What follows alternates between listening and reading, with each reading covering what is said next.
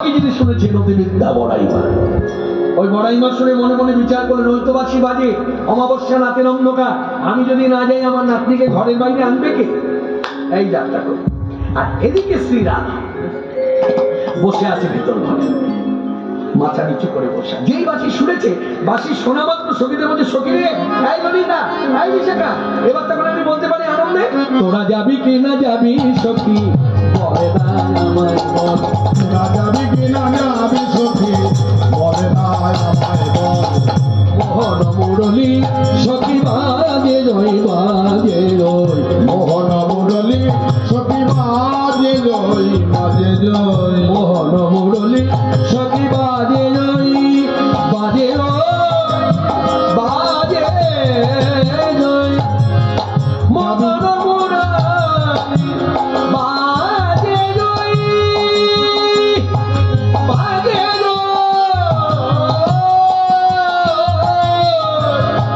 মোহন মুরলী বাজে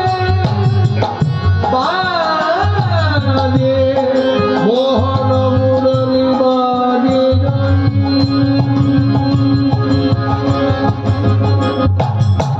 যাবি কিনা মুরলী সখী বাজে বাজে মোহন মুরলী সখী বাজে বাজে যাবি কি না যাবি সখী বলে না আমায় বল। যাবি কি না যাবি সখী বলে না আমায় বল। আমার তোরা গেলেই নয় রে, ওই মানে আমার মধুর বাসি, চল চল তোরা থেকে যাবি, ওরে ওই মানে আমার মধুর বাসি, চল চল তোরা থেকে যাবি। ওই মানে আমার মধুর বাসি, আমার তোলা গেলেই নয় রে। এবার যাবি যাবি কি না যাবি সখী, যাবি কি না যাবি সখী, যাবি কি না। ফিরে যাবি না সখী? অমাবস্যা রাতের অন্ধকারে ঘরের বাইরে পা রাখছিস, ঘরের বাইরে পা রাখতে গেলে ঘরে গুরুজন আছে, একবার ভেবেছিস? এই বসে পড়লেন শ্রীরাধা। তাহলে কি উপায়ে যাওয়া হবে? ইতিমধ্যে এসে গেছেন যোগমায়া। এই যোগমায়াকে মনে রাখবেন, এই বড়াইমাকে আমরা কোনো কোনো সময় বক্তা হয়ে, বক্তা আমি হই বা আপনি হন, সভাতে দাঁড়িয়ে বক্তা কথা বলতে গিয়ে আমরা বলে থাকি যোগমা আর বড়াইমা এক। অনেকে বলে একটু ভুল হলো বলে মনে হচ্ছে, না ভুল হয়। যোগমা বড়াইমা এক এই অর্থে বলা হয়, যোগমায়ের মধ্যে যে শক্তি আছে তার কিছুটা শক্তি বড়াইমার মধ্যে আছে। যোগমা যোগ ঘটায় কৃষ্ণের সঙ্গে, বড়াইমাও যোগ ঘটায় কৃষ্ণের সঙ্গে। এবার আমাদের যোগমায়াকে আশ্রয় করে ভিক্ষার কথা বলতে হবে। এবার সবার মধ্যে দাঁড়িয়ে আমি বক্তা হয়ে বলবো। আমি একটু খ্যাপালো, মানে ডুবে গেলে আমার আর দিক দিদি জ্ঞান থাকে না।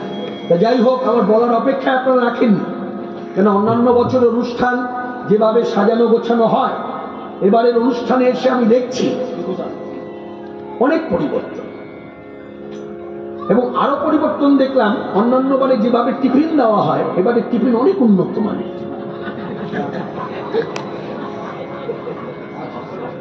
টিফিন দেখলে বোঝা যায় যে উৎসব কতটা অগ্রগতি, এটা বাস্তব।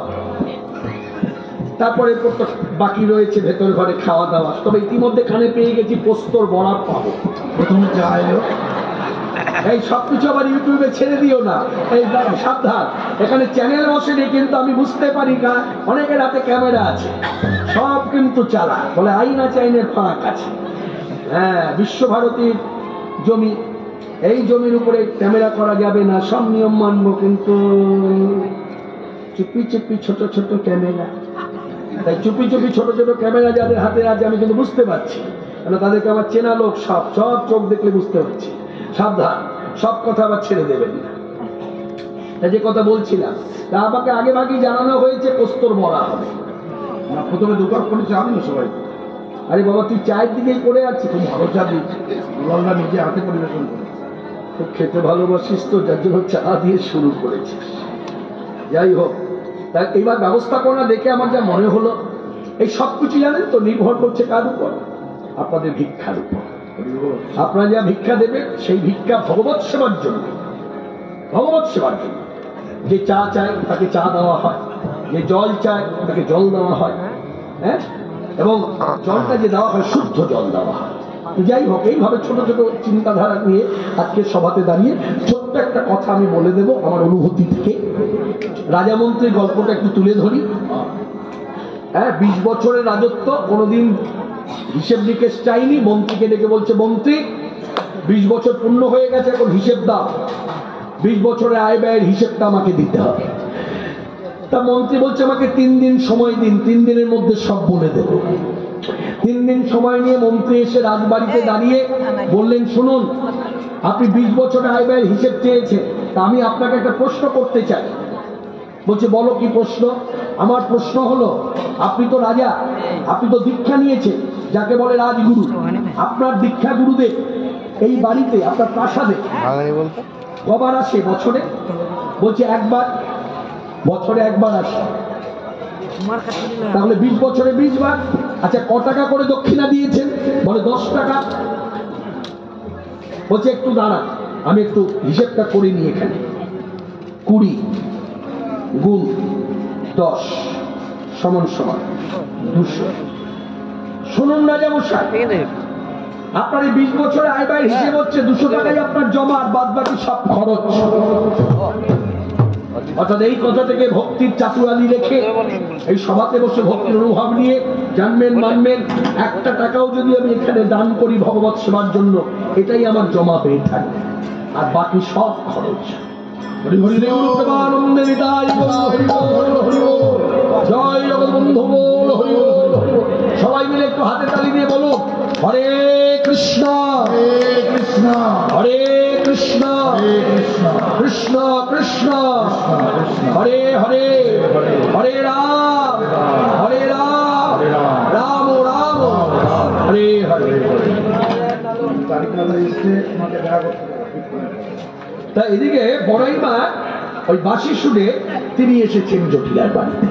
যেই জটিলা বড়াইমাকে দেখেছে, এসো এসো বড়িমাই, সৌভাগ্যের সীমা নাই, এসো এসো বড়িমাই, সৌভাগ্যের সীমা নাই, দোলতি জানাই ও চরণে মাগো, শুভ দিনে শুভক্ষণে বলো মাগো কি কারণে, মাগো ভুলি পড়িল ভবনে, মাগো ব্রহ্ম আমি তব করার বলে করেছো কি আয়োজন, মাগো শুভ দিন বলছো যখন, শুভকর্ম করতে পারো, শুভ দিন বলছো যখন, করেছো কি আয়োজন।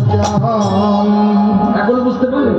তবে খুলেই বলি, আদি অমাবস্যা তিথি চিরকালের আছে রীতিনীতি, ও রাজে যাহার তিথি চিরকালে আছে নীতি। ও মা শ্যামাচরণ করিব পূজা, ভালো তুমি হয়েছ কি তুমি ও যদি অনুমতি দাও,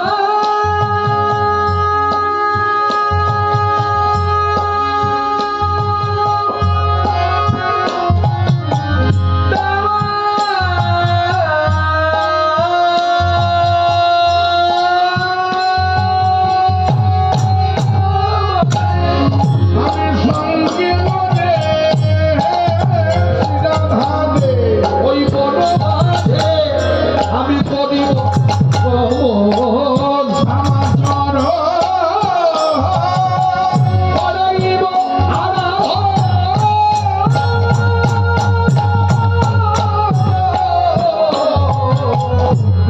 এবার আমি এসেছি যখন, এবার অনুমতি দাও হে আমার, খুঁজি গিয়া যেমন মাথায়, তোমার শুভ লগ্ন যাইব খুঁজি গিয়া যেমন মাথায়, সঙ্গে লয়েছি রাধিকায়। সেইগুলো যে রাধারানীকে সঙ্গে নিয়ে যাবে, তখন জটিলা মনের মধ্যে জল পাচ্ছে। প্রশ্ন ছুড়ে বসলেন, আচ্ছা মা, এই অমাবস্যা রাতের অন্ধকারে কালী পূজা করলে কি হয়? বড়াইমা তো যুগল মন্ত্রের উপাসক, খুব বুদ্ধি ধরে, চটজলদি চিন্তা করলেন, প্রশ্ন বাধা, এমন ভাবে কথা বলতে হবে যেন কোনো বাধা না থাকে। সঙ্গে সঙ্গে বললেন, শোনো মা, এই অমাবস্যা রাতের দিন যে কালী পূজা, এটা কিন্তু সদমাদের কাজ, বিধবাদের কাজ নয়। এখন স্বাস্থ্য রীতিনীতি মেনেই তোমায় বলছি, তো শাস্ত্রের কথাটাই তুলে ধরলেন। এই অমাবস্যা রাতের অন্ধকারে বিশেষ করে সধবা মেয়েরা যদি ভক্তি ভরে কালী পূজা করতে পারে, তাহলে সংসারে সব অকল্যাণ দূরে যায়, এমন স্বামীর আয়ু বৃদ্ধি হয়।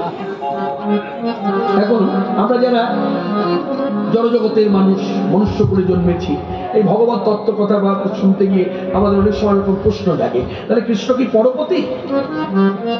এখানে সাধু সন্ত বৈষ্ণব মহাত্মা তারা শাস্ত্রের কথা শ্রীমুখে বলছেন, গোপী নাম তৎপতি নাঞ্চ সর্ব সঞ্চৈব দেহি না, অর্থাৎ দেহি মাত্রেরই পতি। কৃষ্ণ কেমন পতি?